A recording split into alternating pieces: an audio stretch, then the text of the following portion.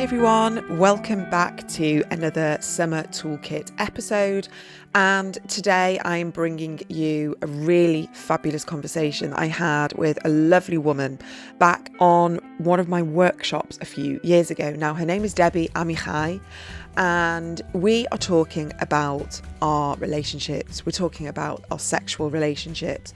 I know that these are powerful conversations full of insightful, practical guidance. These moments in the conversation which are needed to be pulled out so we can just hear it and understand it wherever we are in our life right now, whether we're in a relationship, we're not in a relationship. It's really amazing to have these opportunities to reflect and to process and to move through this healing where we have better understanding and better awareness through this new ADHD lens. Now, Debbie is a therapist and she's a sexual relationship advisor with over 25 years experience. And Debbie also frequently supports couples where one or both partners have ADHD and has discovered that most people are unaware of how their neurodivergence impacts their relationship.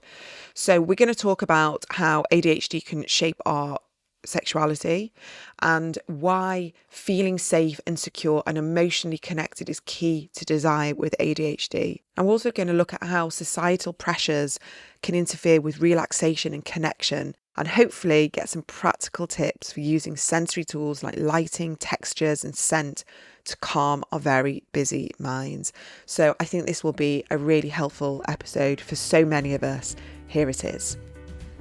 I think women's sexuality isn't understood very well, only beginning to be understood. All the research was up to about 10 years ago, was the idea that sort of we studied men and women are slightly, they're built differently, but basically it's all the same. And women's sexuality is much more complicated than men's sexuality. And then women's sexuality with the ADHD component on top of it is going to really complicate matters. And I think that also because women, well, we're talking about women today, women with ADHD or everyone with ADHD is very strong on self-criticism and spends a lot of their time feeling inadequate. That's going to play out sexually as well. So we've got a lot of different components here. And I think they need to be brought together and they need to be understood.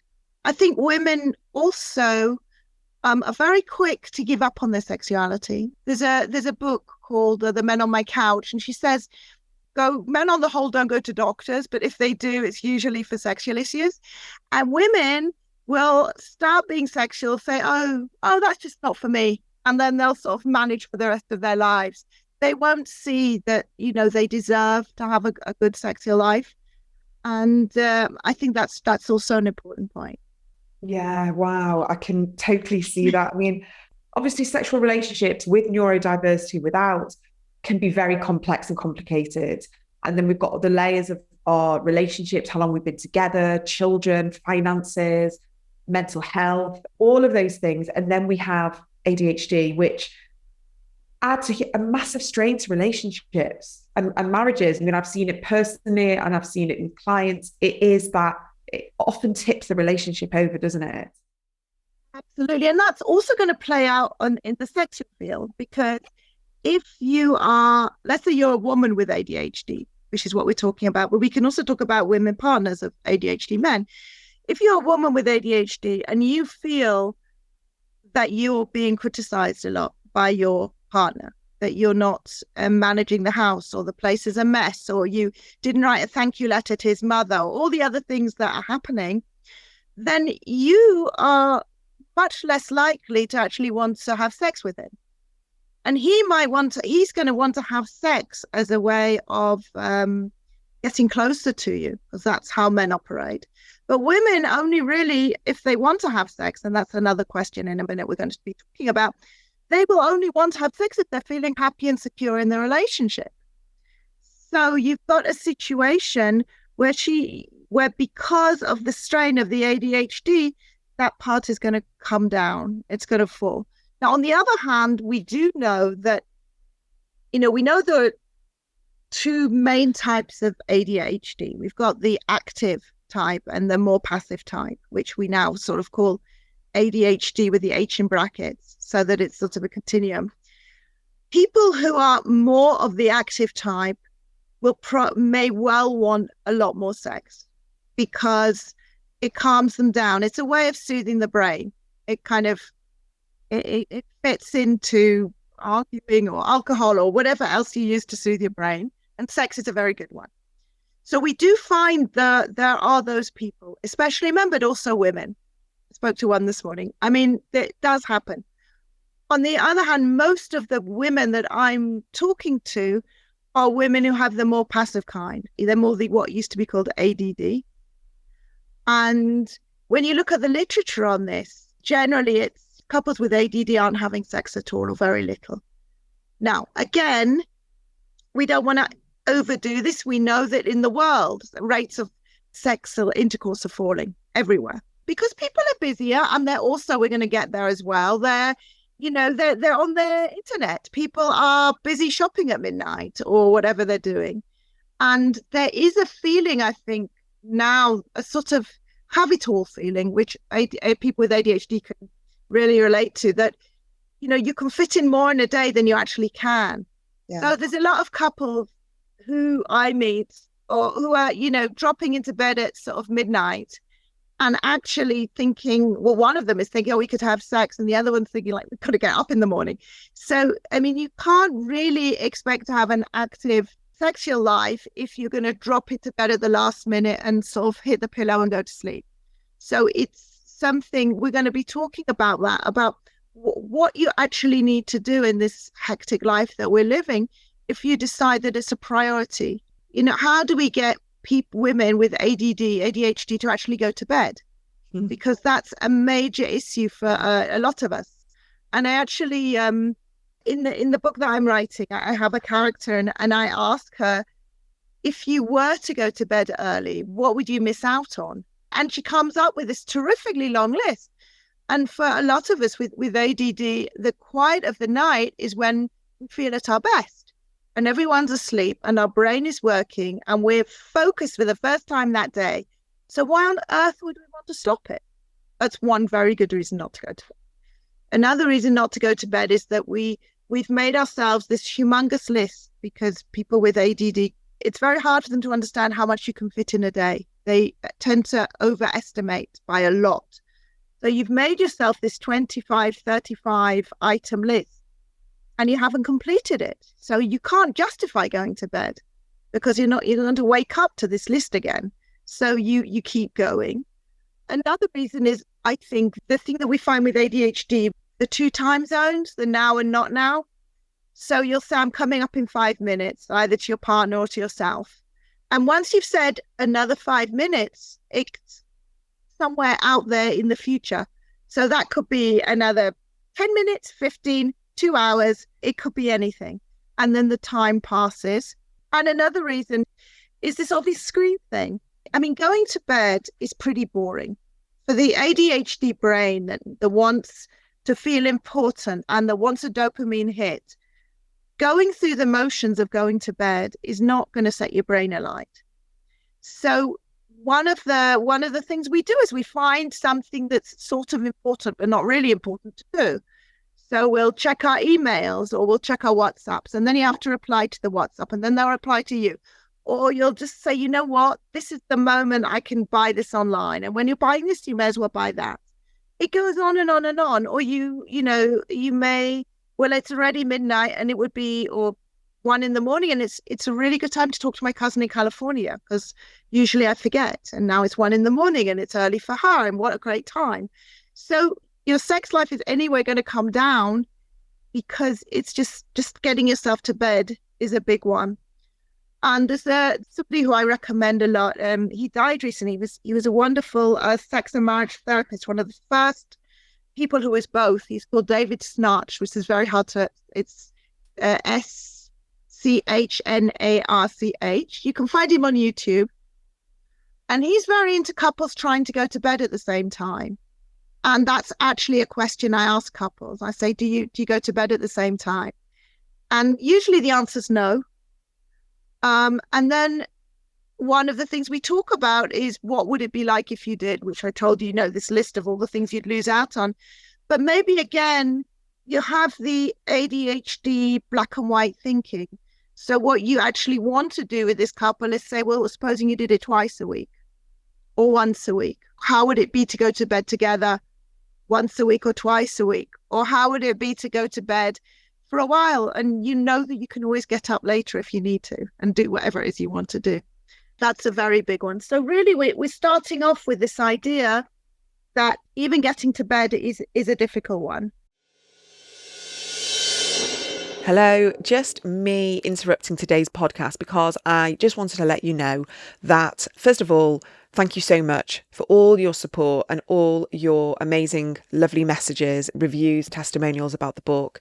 I'm getting pictures and messages every day telling me you've taken it on holiday, you've shared it, or someone's seen you reading it and they've asked you about it. And this is why I love everything about the book, because this is helping everybody on the ground help themselves, empower themselves with better awareness and knowledge and guidance and understanding, not just from myself, but from some of the amazing experts who are in the book. However, I want to explain to you how we're going to take the book to the next level. So I will be launching the beginning of October a brand new space, community, membership. It's going to be called More Yourself. It's going to be based on truth, authenticity, leaning into who we really want to be now that we have this better awareness, better understanding. So you can put yourself down on the wait list and you will get the founding members price, and then it'll go up from October. And I'm going to be bringing you lots of different things in the month. Now, it's really going to be based on community. It's going to be based on women lifting and supporting each other up. It's going to be me coming in, doing some Q&As, some workshops. I'm going to be bringing in guests. But most importantly, I'm going to be bringing the book to life. So if you love a book club style conversation, there's going to be that opportunity as well throughout the year, where we're going to be focusing on the different chapters, exercises, prompts, nudges, whatever that is, so we can really get the most out of it. But we're also going to be focusing on connection, finding your people. And I'm really excited about this option is bringing in some mentoring, because I can't do it all and I don't know it all either. So the opportunity to offer yourself as a mentor, but also be a mentee as well, and guide. We need more women guiding each other. We need our wisdom filtering through. And so I really realise the power in each of us helping each other. I'm going to put all the details in the show notes. Put your name down if it feels right to you, if you feel aligned, if it feels like something you're looking for, something accessible, low cost, and I hope super, super helpful. Now back to today's podcast, and thank you for being here. Thank you for being part of this community. What you're saying resonates so much with me, and I really, I see that across like my friends, ADHD and not, that we are just so frazzled as women that, like you say, when the kids are in bed or when the house is quiet or we're not being asked to do things and we're not being pulled, like the last thing we want is someone else pulling at us. Just want to be left alone. Just want to Absolutely. Also the ADD autonomy, right? People with ADHD have a high need for autonomy. So don't tell me when to go to bed. That's what my parents did. And now I am a grown-up and I can do what I like, which also is part of it. But yeah, absolutely. You know, this is my time. And it's actually my time to be on my phone. I didn't have time all day to be on my phone. Right. So don't start telling me to do screen hygiene or something annoying like that when I've hardly had a minute to myself all day. So, yeah. It can be very, very annoying. Yeah. And my husband, he's very regimented. At 10 o'clock, he goes to bed, gets up and goes to bed. He turns the light off and within 5 minutes, he's in bed. I faff, I scroll, I get distracted, I'll go upstairs, I'll start plucking, I'll start preening, I'll put all my lotions and my posts. And by the time I get into bed, because this is like my settling down time, my unwinding time, and I'm kind of like quite happy sometimes just because I want to adjust on that time, because my whole day is back to back, then children. And because I don't want to be modeling to them and that I'm on my phone the whole time. So I'm like trying to be really conscious to not have my phone. But actually all I want to do is like numb out and just sit and just be like, I've made dinner, I've tidied up, I've put the wash on. Like it's never ending, it's incessant. And like you say, that autonomy, I don't want someone to tell me it's time to go to bed. Absolutely. And also I think sometimes, not always, the him getting up and going to bed, you sometimes feel like how dare you leave me? Well, if you're going to leave me, I'm going to do whatever I like. And that's one of them. There's also, there's a joke, but it's not, it doesn't completely fit ADD, but it does a bit where, the man says, I'm going to bed. And off he goes. And the woman says, I'm going to bed too. And she tidies the kitchen and she puts things away and she checks on the email. Like, that's her going to bed. It's just a different ritual. Yeah. And it's so validating to hear, because for us to get into bed and then like switch the switch and like try and like have sort of like sexual energy and everything, it's very difficult, because I'm still thinking and I'm still unwinding and it doesn't come naturally to me to have that switch. Whereas men physiologically can just I'm in bed, Absolutely. The first stage is actually getting us to bed. And then the second stage is what happens when we go to bed. And here we have a sort of classic, in my head, a classic combination of women's sexuality that isn't understood, plus ADHD that makes it much more complicated. So basically, men, it's in their body. You touch them in the right place and bingo, they want sex. Women, the biggest sexual organ for the woman is her brain. So it's literally, for women, it takes a lot more time to get turned on. So, and it's much more effort. And it means a lot of blocking other things out, because it's in your brain, not your body. So the first thing for women needs to be a decision that they're going to have sex. And again, like you said, on the whole, I'm talking generally, there are those who like have this urge and, that's great. But for a lot of women, it's like my teacher said, it's kind of like going to the theatre. When I go, I enjoy it. But if I don't go for a while, not too much happens. I'm still fine. And so one of the big things is how to go from doing to being. How do we get our brain to switch off? And that's a problem for all women. But for women with ADHD wiring, everything's popping up all the time. And if you don't say it, then you're going to forget it. Again, going back to the book, I have him complaining that they're about to have sex, and she has this great idea for reorganizing the laundry room, and a lot of us are there. Our brain is still popping. And if we have busy lives, we haven't actually spoken to our partner. So we actually would rather talk to them maybe. And we've got all these ideas. And how are we actually going to close down our brain and go to this place where we're sort of being, going on a journey? And I'm not just talking about intercourse. I'm using sex in terms of what I do with my partner that I don't do with anyone else. I'm not, we're not talking specifically about intercourse. And what's even worse today is that we have this whole Hollywood thing, and anyone who watches, this is what I'm talking about with my couples a lot, that we have this Hollywood idea that they fall in love and they're in bed and it all works and orgasms and God knows what. But that's not what life is. And it's actually an effort, especially for women who are sort of, if you had a graph and men are sort of halfway up most of the time, women are like minus something most of the time. They have a long way to travel up.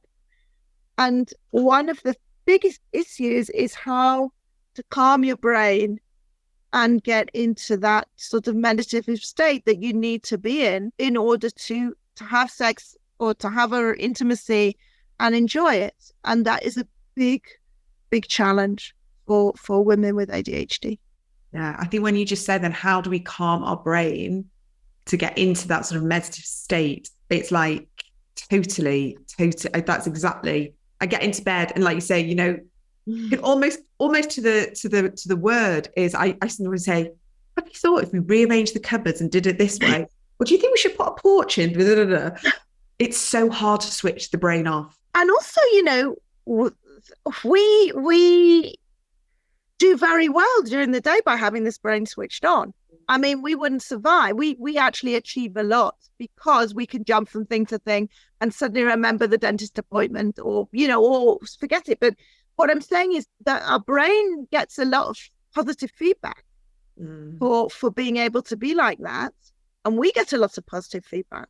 And we live in a world that values rushing from thing to thing, being productive. If we lived in a hippie world that valued, looking at flowers, it would be easier for us. We don't have a situation in our society where we get positive feedback for being able to relax. One of the things that I try and do with clients to try and help them to get to this place, which I find very successful, really to learn to use your senses, to go in from a sensory place.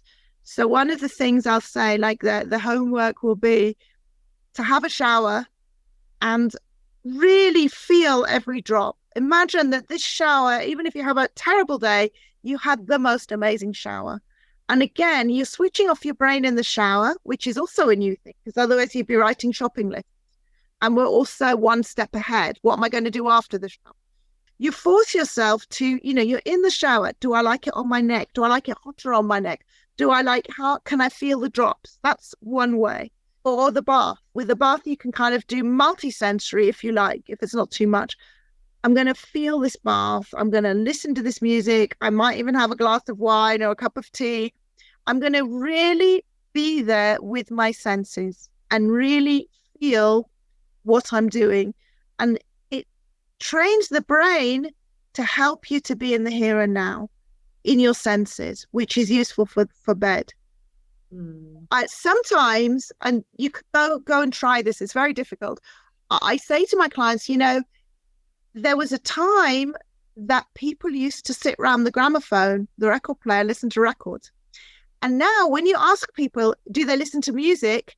It's always, I don't know, when I'm in the car, when I'm washing the dishes, when I'm something. And I ask them to sit and listen to one song that they like on YouTube from beginning to end without moving, thinking about what it's doing to them, like how the body is, reacting to the song, and not pressing on the phone to see how many minutes are left. It's very, very difficult. These are the things that we need to be able to do to slow ourselves down. And again, you don't get any feedback from society on this. So yeah. It's a whole different way of being.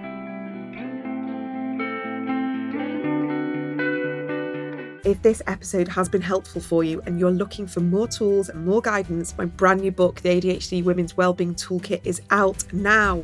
You can find it wherever you buy your books from. You can also check out the audiobook if you do prefer to listen to me. I have narrated it all myself. Thank you so much for being here, and I will see you for the next episode.